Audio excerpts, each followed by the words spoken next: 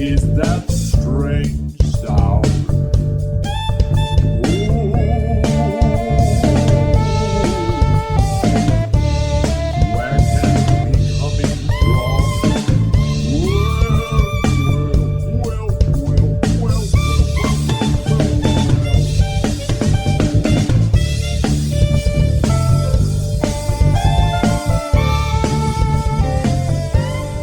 is that strange sound? Hello, everyone. It's me, Joe. Strange Sound, episode 20. 20. We've made it to 20. My goodness. We're almost old enough to drink. This podcast is almost old enough to drink. If you can equate 20 weekly episodes to 20 years, yes. It's a bit of a leap. Anyway,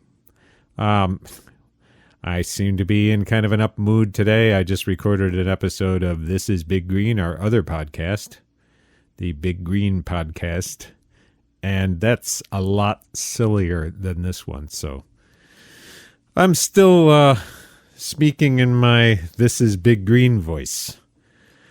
So let me get all serious again, because this, again, is Strange Sound. Quite a different matter. Talking politics, talking public policy, talking things that really piss me off, and things that don't, but are worth considering. So, another wonderful week in America. Very, very difficult time that we're all going through. I don't want to spend another moment on this podcast without once again bringing to mind all these people that are out of work and out of luck during this COVID-19 catastrophe that is mostly the product of the incompetence of our leadership. Really entirely the product of it. If you broaden it out beyond Trump's role in it is enough. But when you consider the degree to which we've been asleep at the switch in the face of this type of threat, not only to public health and safety, but to the economy of the country and of the world, it's just it's a remarkable failure, and it's something that could have been prevented. It's something that is known, not COVID-19 itself, but the threat of a pandemic and the effects of a pandemic. These are things that have been known to policymakers for decades. That knowledge has been with us for decades. And previous administrations have set in place early warning systems and preventative measures and all kinds of things, not to the degree that really the threat warrants, but there was some recognition of the fact that we needed to be ready for this, and we needed to nip it in the bud and anticipate it and have rapid response teams in place and to cooperate with other governments across the world to make certain that an epidemic doesn't turn into a pandemic, and do what we can. And then, failing that, respond in an appropriate way. Provide the resources to respond in an appropriate way. And to a minor extent, previous administrations, including the, Obama and George W. Bush administrations, there were people within both of those administrations that recognized the threat and that did lay some groundwork with regard to that. I would say not enough, but I'm sure I'm not alone in that. I mean, I really think that a country that spends $750 billion on the military every single fricking year, which I've mentioned in previous podcasts, including episode 19 probably, should be able to take some of that money, some proportion of that money, and devote it to this problem that has killed over 130,000 of us and is sickened many, many hundreds of thousands more, and has made a total shambles of our rickety economy. Not the greatest economy in the history of the world. It's a rickety economy that's was just sort of crawling up out of a hole, and this has knocked it back down into that hole, and an even deeper hole. Frankly, a deeper hole than any of us has ever fallen into. It's affecting all of us, but it's affecting people who are the most vulnerable first and most, as usual. Workers on the bottom rung are being just devastated by this thing in more ways than one. I mean, a lot of the essential workers are workers on the low end. You know, people who work in meat packing plants and agriculture and all these industries that are considered essential to public health and to keeping people fed and to keeping people supplied. You know, these people are, and not to mention medical workers, these people are being brutalized right now. And the folks on the bottom end of the economy who were thrown out of work because of this are struggling. They're facing a deadline at the end of this month whereby they will lose the federal enhancement to unemployment, the $600 additional that the feds dropped into unemployment insurance. They're gonna lose that weekly stipend. They're going to lose for a lot of folks, the moratorium on rent is going to run out, and people are going to face catastrophe. We could see millions of people if Congress doesn't act, and so far they haven't. At least the Senate hasn't. We could see millions of people thrown out of their homes, millions of people becoming unhoused, as they say now. Because of this. And it's just outrageous.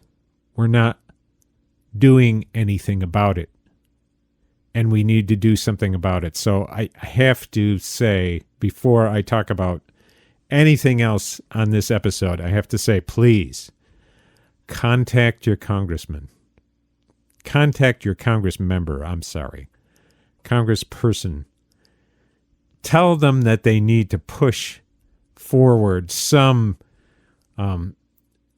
paycheck protection measures, some renter either assistance or protection or both. We need to keep people in their homes. We need to give people the means by which they can survive. And we need to do it now. Particularly if you live in a red state, contact your senators and tell them that they need to push this legislation forward. As imperfect as the HEROES Act is, they need to push it forward, and they need to, consider other measures as well.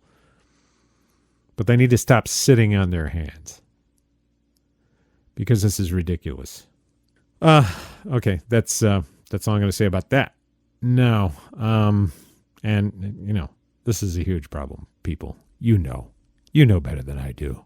What am I telling you that you don't already know? I think you already know this. Just between you and me. Okay, so this week, as I'm sure you've heard quite a bit if you watch as much dumbass television as I do, Representative John Lewis died this week. Civil rights icon. You've heard the tributes, I'm sure. He was a great man and a good man. He was very ill and lost his life this week. And you're seeing a lot of tributes to him, and that's great. He more than deserves it.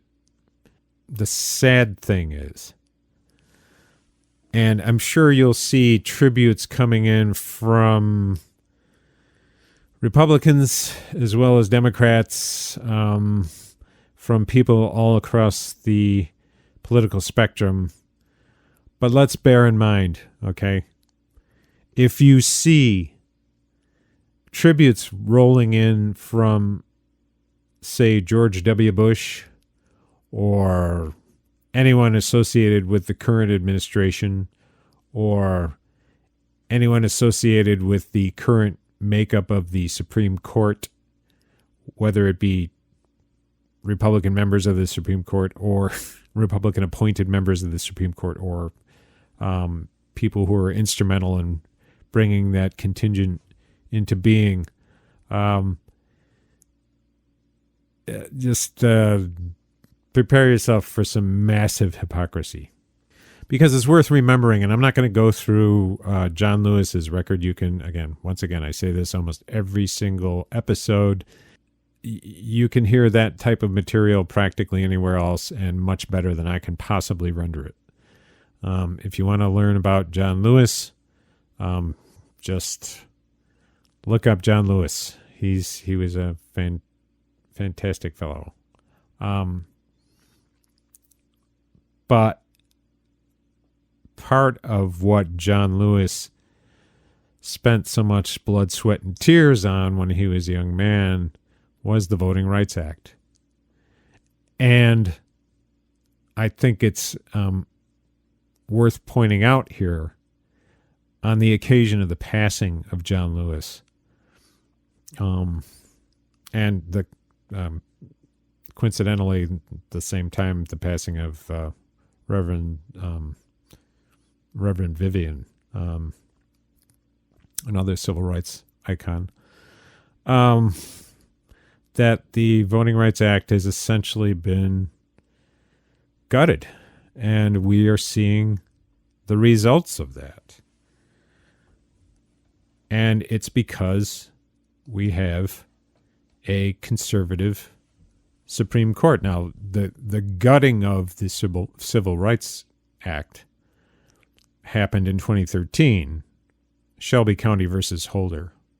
That case decided in 2013 basically removed the provision from the Voting Rights Act, Section 5, that provided for pre-clearance of any changes to election law in key states, and they identified the states.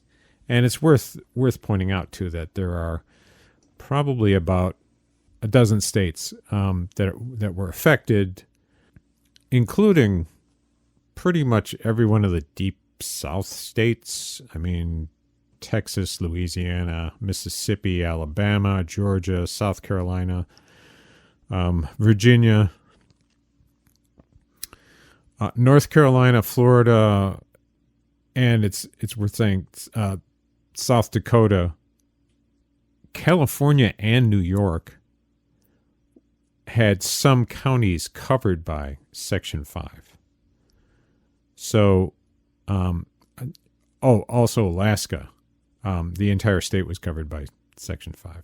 So, a pattern of discriminatory election law, it was determined in the passage of the Voting Rights Act in the 1960s that these states, because of their pattern and practice over the years, would be required to,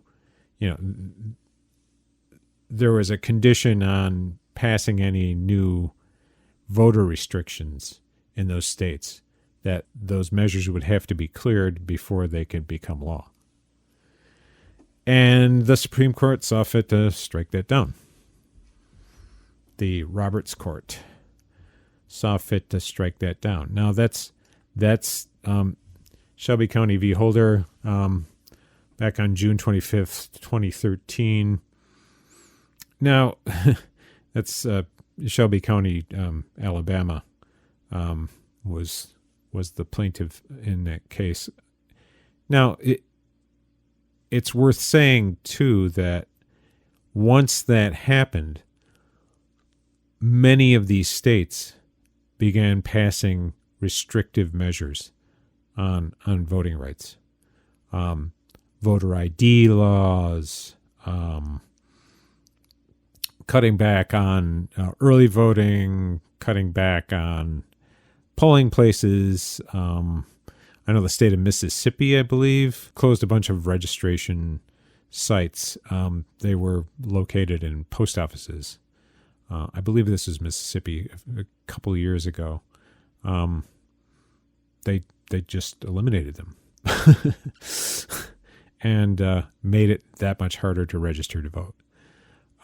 Just this past week, the Supreme Court, they essentially allowed a law that was passed in Florida to stand that restricted registration of convicted felons after they've served their sentence, after they were released from prison. It made registration to vote contingent upon their fulfilling, paying any outstanding fees that they may owe as a result of their legal trouble, of their incarceration. Which, mind you, there's no real way for a convicted felon to know exactly how many outstanding fees or costs are necessarily stacked up against them. There's no like central database that's going to tell them, oh well, you owe this much to this entity and this much to that entity. It's really you could owe $20 to somebody, and if you try to register to vote, that's a violation of the law. Now, mind you, in 2018, there was a ballot measure that passed overwhelmingly to reinstate voting privileges for convicted felons after they served their sentence. It was a lopsided victory for this measure. And the Florida state legislature and their grisly governor has decided to add this provision to it after the fact, even though the people of Florida overwhelmingly decided that convicted felons should be able to vote after they've served their sentence and been released. That it was something that a broad spectrum of Floridians agreed with, and yet somehow their elected government decided, well, we're going to add this provision to it just so that we can screw people at the bottom of the ladder, intimidate them to the point where they won't want to register to vote because they don't want to be sent back to prison for violating this law. And again, this is a law that if the Voting Rights Act that, John Lewis bled for, if the Voting Rights Act had not been gutted by the Supreme Court back in 2013, I believe this law would have been subject, at least at some level, to preclearance. This type of law would be. And it's possible that wouldn't have applied in this specific case, but this is the type of case that would be subject to Section 5 of the Voting Rights Act. Florida had certain counties that were subject to preclearance. So I don't know whether a statewide measure like this would be subject to preclearance. I don't know. I'm not sure how that works legally. But in any case, this is the sort of thing that the Voting Rights Act was designed to prevent, because this will disproportionately affect people of color and people on the lower end of the spectrum in terms of income. It's really disgusting. But, yeah, so when you hear those tributes flowing in, just remember, this is...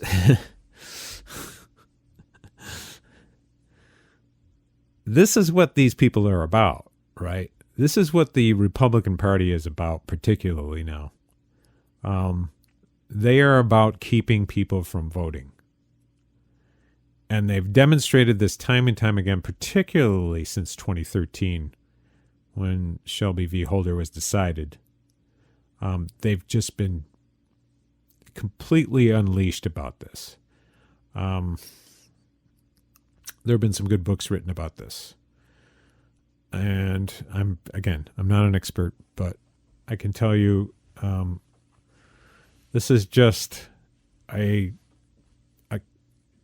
favorite hobby horse of the new extreme right Republican Party. They just love this stuff. So when you hear one of their number praising John Lewis, laugh up your sleeve, call them out, because they're a bunch of frickin' hypocrites. And, look, how did we get here, right?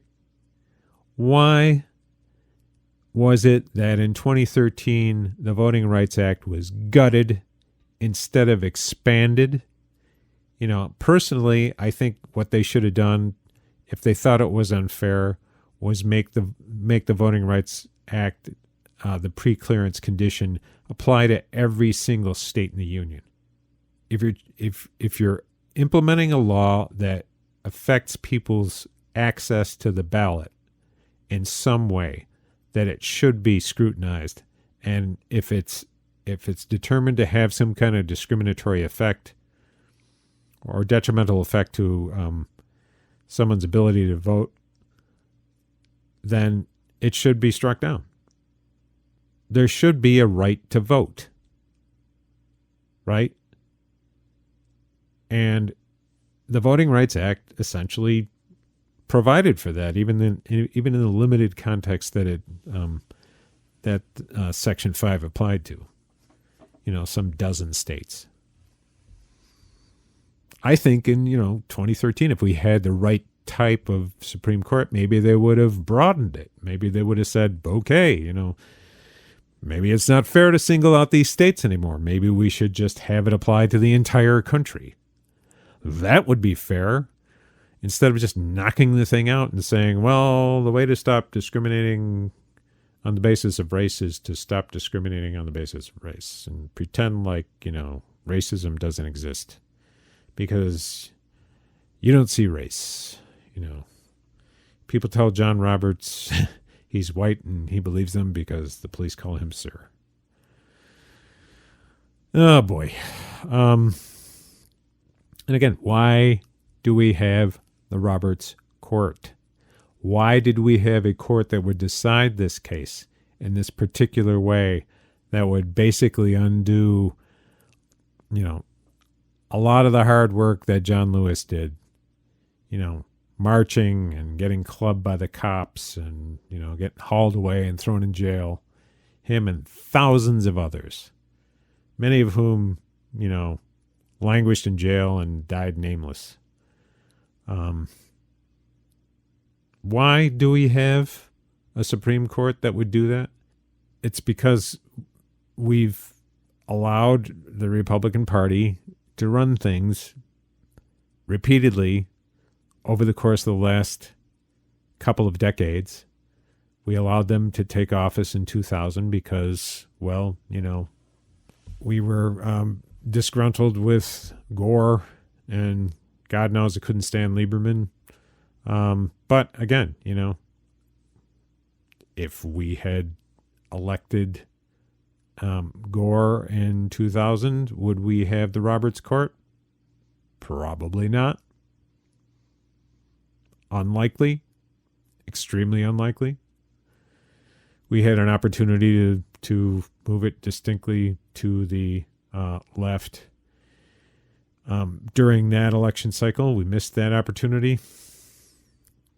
Once again, during the Obama administration, we had the opportunity to institute a left-leaning majority on the Supreme Court. We didn't. We could have changed the character of the Supreme Court for decades to come. We didn't, because we didn't have the votes, because we didn't go out and vote. Again, elections are important. They're not the most important thing. Political organizing is far more important. But that doesn't mean that elections aren't important. They are. We need to keep these people from coming back, because every time they come back, they're worse. I want you to picture for a moment what it would be like if Joe Biden were elected president in November. I know no one wants to think about this, but just imagine. So imagine he gets elected president. And immediately, the right wing of the Republican Party, which is essentially the entire Republican Party, will begin pummeling him and trying to obstruct him. Now, if they've got any brains, if the Democrats win the Senate as well as win the presidency, if they've got any brains, they will do away with the filibuster, because the filibuster is completely meaningless now. So, do away with it. Hopefully make one, maybe two Supreme Court appointments in the first couple of years.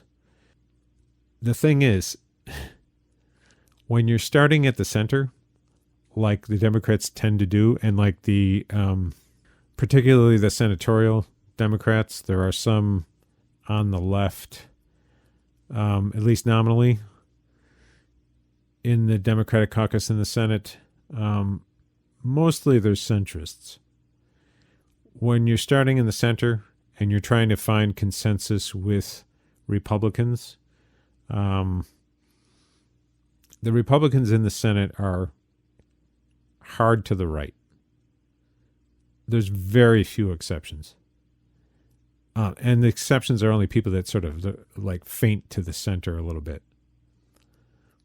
If the Democrats in the Senate are making compromises with the Republicans in the Senate, those compromises are going to be way to the right of center, because the Republicans kind of live where, Tom Cotton lives.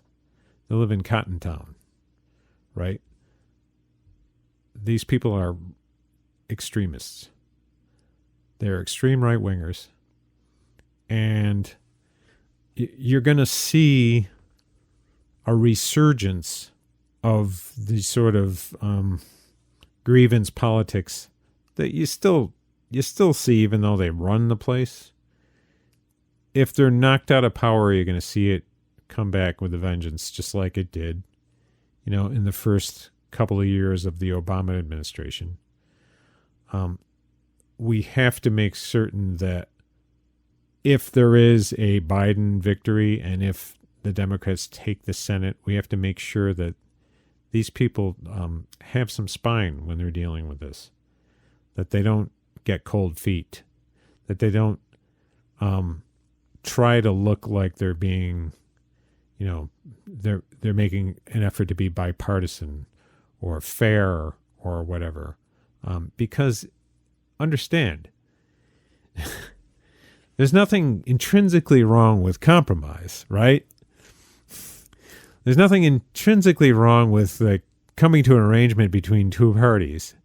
But if you're dealing with a party that is so far to the right that it is technically not even a parliamentary party in the traditional sense anymore, the Republican Party is so reactionary now that it really doesn't even fit into any recognizable category as far as like parliamentary parties around the world in states that allow for elections, right? There's just no comparison. I mean, these people are in total denial of climate change. They're just massively conservative.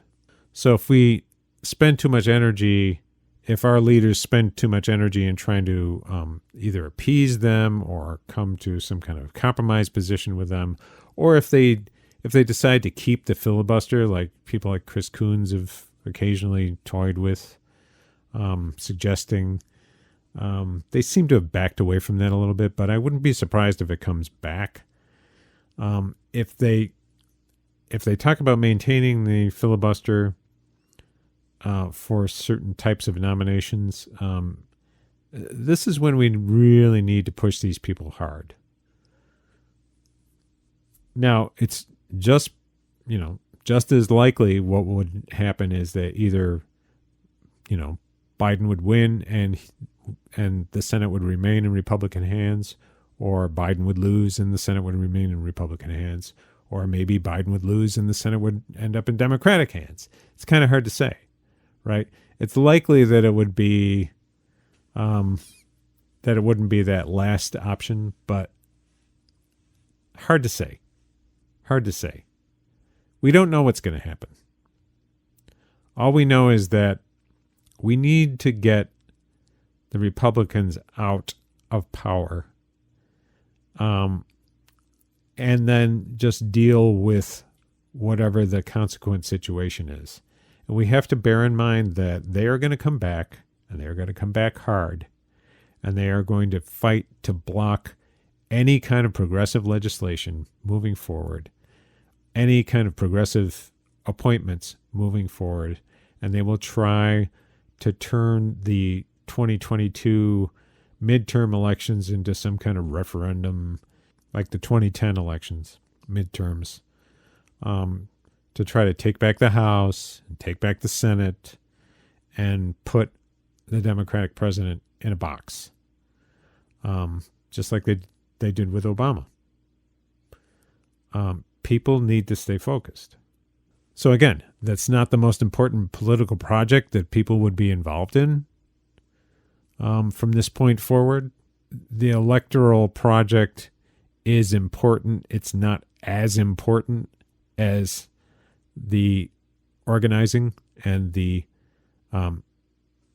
activism on the ground. Not by a long shot, but it's still something that we can't neglect, right? Because we'll just find ourselves right back where we started from, and the next generation of Republicans are going to be worse than this one. They will be worse than Trump. Tom Cotton is worse than Trump. There are any number of currently sitting either Republican senators, Republican governors and lieutenant governors, Republican Congress people who are worse than Trump. And they will be calling the shots if they gain power again. Can we keep them out of power forever? Well, who knows? We can try. We can try. Because we have to recognize that as problematic as the Democratic Party is, the Republican Party is going to kill us. They're killing us. They're killing us with COVID.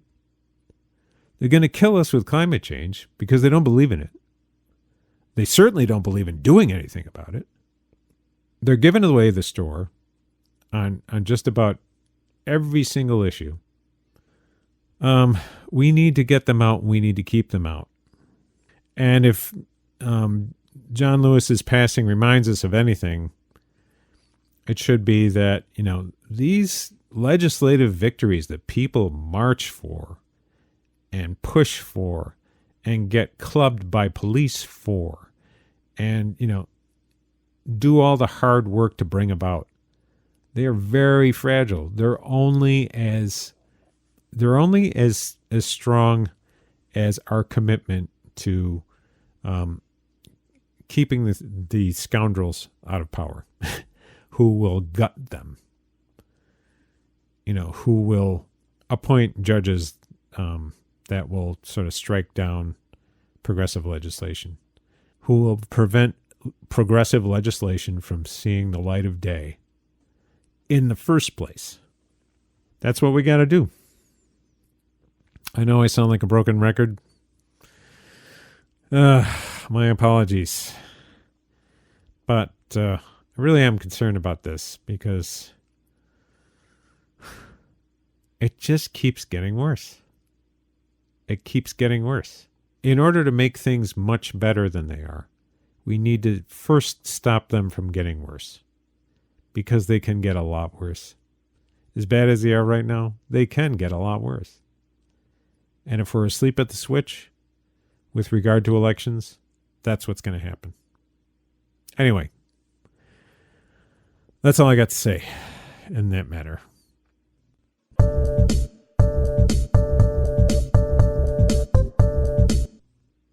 I'd like to hear what you have to say. If you want to leave a voice message, I will be happy to play it on the show. Just go to anchor.fm/strange sound, and you will find the means of doing so. If you want to contact me via Twitter, I'm at Strange Sound Pod. If you go to anchor.fm/strange sound, there are links to our Facebook page, our YouTube page, our Twitter account. You can also find us at big-green.net. Just click on the podcast tab and you'll see a link for Strange Sound there. Be glad to hear from you. Love to hear what you have to say. If you disagree with me, I'd love to hear what your thoughts are. Glad to turn this into a conversation. So you know where to find me. And I will talk to you next time. Thanks for listening. Have a good one.